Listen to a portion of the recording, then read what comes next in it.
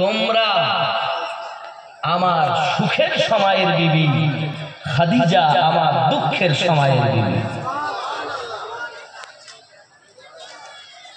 কি শান! আব্বাজি আমার সোনা মানিকেরা, আম্মা জান খাদিজাতুল কুবরা রাদিয়াল্লাহু তাআলা আনহা বলেন, যখন আমার রাসূল পাক বর্ণনা করতেছেন, ও খাদিজা, ও খাদিজা, তুমি চতুর্থবার যে গর্ভবতী হয়েছো, আমি আল্লাহ পাকের পক্ষ থেকে জিবরাইল ফেরেশতা এসে আমাকে খবর দিয়েছে যে তোমার গর্ভে চতুর্থবার একটি কন্যা সন্তান আছে, আর ওই কন্যা সন্তান দিয়ে আমি নবী পাকের বংশ দুনিয়ার বুকে কায়েম থাকবে এবং তার আওলাদ এত নেককার হবে, আল্লাহ পাক তাদেরকে পাক ও পবিত্র বানিয়ে দিয়েছে।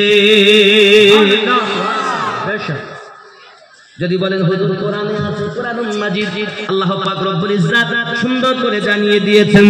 কি বলেছে দেখুন, বিসমিল্লাহির রহমানির রহিম, ইন্নামা ইউরিদুল্লাহু লিইউযহিবা আনকুমুর রিজসা। সুবহানাল্লাহ। নিশ্চয় আল্লাহ পাক আল্লাহ তাআলা পবিত্র করে দিয়েছেন। কাদেরকে করে দিয়েছেন? আমার আল্লাহ পাক আল্লাহ তাআলা